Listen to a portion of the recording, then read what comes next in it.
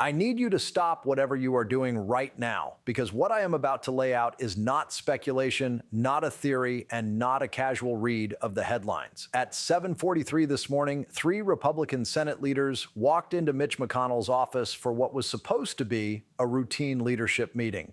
47 minutes later, they walked out, and within 2 hours, Washington was burning with the most consequential internal party revolt we have seen since Watergate. This is not about policy disagreements. This is senior Republicans reaching the conclusion that Donald Trump has become ungovernable, and what triggered it is going to surprise you. If you care about what happens next, subscribe right now and turn on notifications, because the next 72 hours will decide whether the Republican Party stays intact or fractures in a way it cannot undo. Here is what nobody is reporting yet, and here's what I have confirmed through three separate sources inside the Senate Republican Conference. Early Wednesday morning at 2:17 a.m., Donald Trump places a call to the Senate Majority Leader and demands an immediate vote on what he calls the Emergency Powers Expansion Act. He delivers an ultimatum: pass it by Friday, or he will primary every single one of them. He threatens to campaign against Republicans in their own states. Then, at 6:30 a.m., leaked audio begins circulating, a recording of Trump privately saying, "I do not need the Senate. These people work for me." That audio moves through senior Republican circles, and the reaction is not fear, it is fury. By 7:43 a.m., an emergency meeting is convened. McConnell, Thune, Barrasso, and Cornyn are behind closed doors for 47 minutes. And what they decide in that room becomes the most significant challenge to Trump's authority from inside his own party that we have ever seen. To understand why this revolt matters, you have to understand the mechanism Trump has used to control Senate Republicans for the past 8 years. It has not been ideology. It has not been policy. It has been fear, weaponized effectively, fear that can discipline an entire party. Every Republican senator understands the examples. In 2020, Mitt Romney votes to convict Trump in the first impeachment trial, and Trump's response is immediate and brutal. Romney is branded a disgrace, censured by his own state party, isolated and politically damaged. The lesson is clear: defy Trump and you pay. In 2021, Bill Cassidy votes to convict in the second impeachment. He tries to repair the relationship, humiliates himself publicly, votes with Trump again and again, chases approval that never truly comes, and the moment he stops being useful, Trump backs a primary challenger anyway. The message hardens: loyalty is not protection, it is only a delay. Then in 2023, Kevin McCarthy negotiates a debt ceiling deal. Trump privately disapproves, and within weeks, McCarthy is removed as Speaker. The message becomes unmistakable: Trump can destroy anyone at any time for any reason. That is how authoritarian control works. You do not punish everyone, you make examples. After that, fear does the rest. For 8 years, that fear has been absolute. Senators watched careers end, watched colleagues get humiliated, watched the cost of defiance play out in real time, and they kept deciding that obedience was safer than resistance. But Trump failed to account for one thing: fear only works until people understand the threat never stops. That realization arrived this week because three factors converged and changed the calculation. First, the electoral math shifted. The 2024 Senate map is brutal for Republicans. There are 23 Republican seats up for election and only 11 Democratic seats. And polling now shows Trump association has become a net negative. Specific data from Montana, Ohio, and Pennsylvania shows Republicans dropping 6 to 8 points when directly tied to Trump. One senator put it plainly to a colleague: "I can defend conservatism. I cannot defend chaos." Second, the Greenland disaster is not just embarrassing, it is dangerous. NATO allies are alarmed. The defense establishment is in revolt, and one retired four-star admiral summed it up as instability, not strategy. Members of the Senate Armed Services Committee understand what many voters do not. When you threaten military action against allied territory, you are not negotiating. You are destabilizing the international order. Third, the legal pressure is accelerating. Multiple criminal cases are moving faster, emergency stays are being declined, trial dates are locking in, and a senior Republican lawyer said privately that the party is looking at nominating someone who could be in federal custody by November. When you combine electoral vulnerability, foreign policy recklessness, and criminal exposure, the cost-benefit analysis changes. Defending Trump stops being uncomfortable and starts looking like political suicide.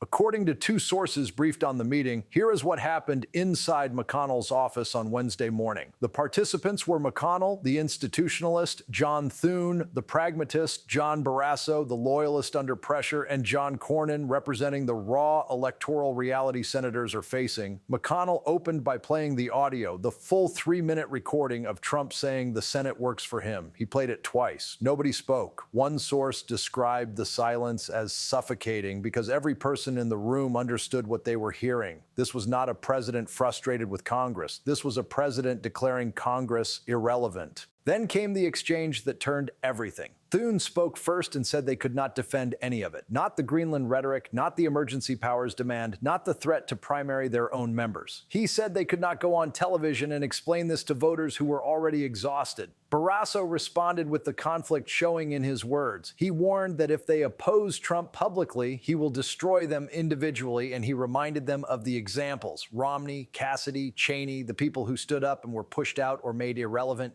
He asked how this was different. McConnell leaned forward and answered with the line that changed the room. He told them it was different because Trump is going to destroy them anyway. The question, he said, is not whether they survive politically, but whether they go down defending Trump or defending the institution. He warned that if they do not draw a line now, there will be no institution left to defend. Cornyn followed with the blunt electoral reality. He said Texas polling had him down 4 points, and every point was tied to Trump-adjacent chaos. He said voters want stability and governance, not their senator explaining why the president is talking about invading Greenland. This is where it becomes critical, because McConnell's proposal was not symbolic. It was structural. He laid out a plan. Draft a joint letter to the White House stating clearly the Senate will not vote on expanding emergency powers. Announce that leadership will not campaign with Trump unless the foreign policy rhetoric is moderated. Warn that if Trump initiates primaries against sitting senators, leadership will support incumbents using the full war chest of the National Republican Senatorial Committee. Then McConnell looked at each of them and demanded an answer on the spot. Thune said yes immediately. Cornyn said yes. Barrasso stayed silent for what one source called the longest 30 seconds of the meeting. Then he said McConnell was asking him to commit political suicide. McConnell replied that he was asking him to do his job. Barrasso finally said yes, 4 men, 4 votes. And with that, the structure that has held the Republican Party together for 8 years began to crack. What happened next moved with stunning speed. At 9:15 a.m., McConnell personally called 15 senior Republican senators with a simple message. They are doing this, and he needs to know who is with them. 3 committed immediately: Romney, Susan Collins, and Lisa Murkowski. That was expected. But 2 commitments shocked everyone involved: Lindsey Graham and Marco Rubio. Pause on that for a second, because Graham's shift is the earthquake. This is Trump's loudest defender, the man who was golfing with him last weekend, the senator who has defended every Trump controversy and every indictment on television for years. And now he breaks. A source close to Graham says he told colleagues he has defended everything, but he will not defend threatening to invade allied territory. He will not defend dismantling Senate authority, and he will not defend calling dissenting senators traitors. He said there is a line, and Trump crossed it. By 10:47 a.m., the letter is drafted. 5 pages, legal language, constitutional framing. The key line from a copy described by sources states they can no longer in good conscience enable conduct that threatens constitutional order and undermines the institutional prerogatives of the United States Senate. Before noon, 12 signatures are committed. At 11:30 a.m., Trump gets word. An aide alerts him through an encrypted message that McConnell and 11 others are signing a letter opposing the emergency powers push, and it will go public today. According to leaked texts circulating among staff, Trump's response is all caps: traitors, all of them. Then Trump moves. He starts calling loyalists. At 12:15 p.m., he calls Lindsey Graham. The call lasts under 2 minutes. Someone briefed on the conversation says Trump tells him, "You are dead to me." Graham responds, "Then I am dead," and the call ends. Trump calls Rubio and says he made him and will destroy him. Rubio responds, according to the same source, that Trump is destroying himself and should do what he thinks he needs to do. Trump tries calling McConnell 3 times, and McConnell does not answer. By 1:40 p.m., the split becomes visible. House Republicans issue a statement of full support for the president. Senate Republicans stay conspicuously silent. Reporters notice the gap immediately. By 2 p.m., major outlets are running stories about Senate leadership refusing to back Trump's emergency powers demand. At 3 p.m., the letter leaks and it is described as intentional. The Washington Post receives a copy. Politico confirms the signatures within minutes. By 3:15 p.m., the full text is everywhere, and the political world understands this is not a private disagreement. This is open revolt. But the detail that leaks about 20 minutes later shows how serious this is. A senior Republican strategist familiar with internal planning says Senate leadership has prepared a 3-stage contingency plan if Trump retaliates. Stage 1. If Trump attacks publicly, 5 additional senators issue supporting statements, and leadership holds a press conference affirming they respect the presidency but serve the Constitution first. Internal assessment puts this at 80% probability. Stage 2. If Trump initiates primary challenges, the leadership PAC commits $50 million to defend incumbents. The NRSC refuses to fund challengers, and corporate donors are mobilized around the message that the conference stands together. Probability 60%. Stage 3 is what they hope never to use. If Trump keeps escalating, the Senate moves forward with a formal resolution limiting executive emergency powers, requiring a bipartisan coalition and potentially including censure. Probability 30%. One senator involved reportedly said they have war-gamed every scenario, and if Trump wants a fight, they are prepared, and this time they are not backing down. Now, here is the part that changes how you should read the next phase. While Republicans were tearing themselves apart Wednesday afternoon, Senate Democrats held their own closed-door meeting. Sources say Chuck Schumer made a calculation that will shape what happens next. Democrats had 2 options. Option 1 was to exploit the chaos, attack Trump and Republicans together, frame this as a GOP civil war proving unfitness to govern, and campaign on dysfunction. The upside would be huge, but it risks reuniting Republicans against a common enemy. Option 2 was to enable the revolt, stay publicly quiet, offer quiet support for constitutional measures, and let Republicans fully own the split, removing Trump's ability to turn this into partisan warfare. Sources familiar with Schumer's thinking say he chose option 2. The effect is political judo. If Democrats do not attack, then the story becomes Trump versus his own party, a narrative Trump cannot easily win. Behind the scenes, Democratic leadership sends guidance. No public celebration, no cable news victory laps, no statements mocking the letter.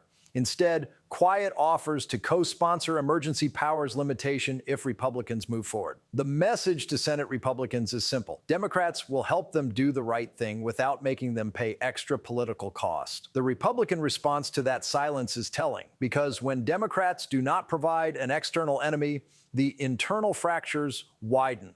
Wednesday evening at 4:30 p.m., Trump's Truth Social account erupts with 27 posts in 90 minutes, all caps, calling senators rhinos, demanding primaries, claiming leadership equals deep state. At 5:15 p.m., the first primary challenge is announced, a MAGA-aligned challenger in South Carolina targeting Lindsey Graham. Graham responds with 4 words to reporters: "Bring it on." By 6:40 p.m., Fox News primetime coverage is visibly split. Sean Hannity defends Trump without reservation. Laura Ingraham expresses serious concerns about the Greenland rhetoric. Tucker Carlson says Republicans are finally showing spine. For the first time in years, conservative media is not speaking with one voice. At 8 p.m., corporate donors move. 3 major Republican donors issue a joint statement supporting constitutional governance and institutional stability. This is business code for backing the Senate, not Trump. By 9:30 p.m., the public count reaches 17 Republican senators aligned with the McConnell letter, with 5 more privately committed but not yet public. The number everyone is watching is 18. If 18 Republicans align with all Democrats, emergency powers expansion is blocked. 18 means Trump loses. Overnight, another development shows the crisis is deepening. Thursday morning around 6 a.m., internal Republican polling data leaks to Politico. The numbers are devastating. A generic Republican candidate in swing states is +2. The same candidate with Trump's endorsement drops to -4. That is a 6-point swing, and that swing is the difference between holding the Senate and losing it. Then at 7:30 a.m., 3 Senate offices confirm something else. 42 Republican Senate staffers sign an internal letter saying they cannot, in good conscience, continue defending the indefensible. The letter reportedly threatens mass resignations if senators backtrack. This is unprecedented. When junior staffers refuse to draft statements and answer phones for a reversal, the operation collapses. At 8:15 a.m., the business community weighs in again. The U.S. Chamber of Commerce issues a statement emphasizing constitutional stability as essential for growth and investor confidence, a clear warning to stop the chaos or lose funding. The National Association of Manufacturers echoes the message within the hour. Corporate America just told Senate Republicans which side to be on. At 9 a.m., international pressure arrives. The UK Prime Minister's office issues a diplomatic statement expressing alarm about rhetoric targeting the territorial integrity of allied nations. Germany follows. France follows. The NATO Secretary General issues a statement reinforcing that Article 5 commitments are sacred and non-negotiable. Allies are publicly rebuking an American president, and Senate Republicans are reading those statements knowing Trump has created a real international crisis. This is not a single front. Trump is facing pressure from senators, staff, donors, media, and international allies. This is encirclement. When you are surrounded, you retreat or you escalate. Thursday, Trump chooses escalation. He announces an emergency rally in South Carolina, Lindsey Graham's home state, scheduled for this Saturday. The message is obvious. Real Republicans versus Rhinos. It is Trump declaring war on his own party in the most public way possible. By 11:30 a.m., Trump meets with his most loyal House allies. Names described by sources include Marjorie Taylor Greene, Matt Gaetz, Lauren Boebert, and leadership figures within the House Freedom Caucus. They plan what one source calls a maximum pressure campaign against Senate Republicans. At 12:45 p.m., Trump posts on Truth Social that the 17 traitors will pay and calls for protests at Senate offices. Federal law enforcement elevates security concerns. Capitol Police move to heightened alert. Then McConnell responds publicly through a spokesperson saying threats and intimidation will not deter constitutional responsibilities and that the Senate does not work for any individual. It serves the American people and the Constitution. But there is a part the statement does not highlight. Sources say McConnell quietly reaches out to 5 Democratic senators, not Schumer, but visible moderates. Names described include Joe Manchin, Kyrsten Sinema, John Tester, Sherrod Brown, and Bob Casey. The message is direct. If Republicans move forward with emergency powers limitations, will they support it? All 5 say yes. The math changes. With 17 Republicans committed and those Democrats willing, the votes to block expand emergency powers are there. Trump does not know it yet, but the revolt has already succeeded. Step back and understand what this represents. This is not only one crisis, it is the mechanism of authoritarian control breaking in real time. First, fear stops working. Trump's entire structure depended on Republicans being more afraid of him than of electoral consequences. That calculation reversed. Second, collective action breaks authoritarian leverage. Authoritarians isolate targets and pick them off one by one.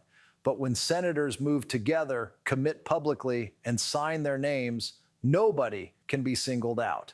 The risk becomes shared, and the protection becomes mutual. Third, institutions can resist when they choose to. The Senate has constitutional authority Trump needs, and for years it surrendered that authority voluntarily because senators feared personal consequences. Now they are reclaiming it, proving the weakness was a choice, not an inevitability. So what happens next? There are 3 scenarios with honest probability. 1, Trump backs down, moderates rhetoric, drops the demand, declares victory anyway. Probability 25%. 2, stalemate. Trump continues attacks but avoids full primary war. The Senate holds firm but does not go further. The fracture continues through the election. Probability 50%. 3. Full rupture. Trump launches all-out primaries. The Senate passes emergency powers limits with Democratic votes. The party splits formally and the electoral damage becomes catastrophic. Probability 25%. Based on conversations described with multiple Senate offices, the likely path is Scenario 2 drifting toward Scenario 3. The split does not heal. It widens gradually day by day until something breaks permanently. Bring it full circle. This revolt is not about Greenland, tariffs, or routine policy disagreements. It is about control of the Republican Party. Trump demanded absolute authority, and the Senate said no.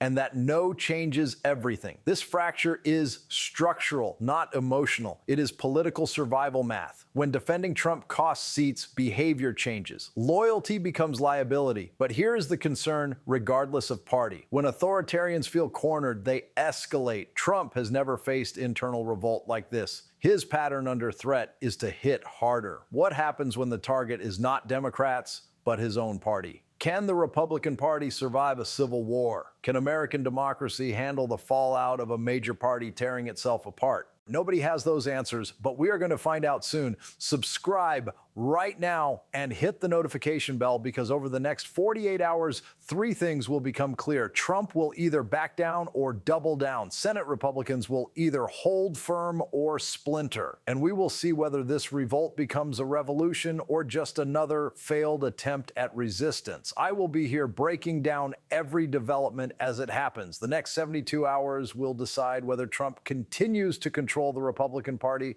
or whether the Republican Party finally moves to control Trump. Stay alert.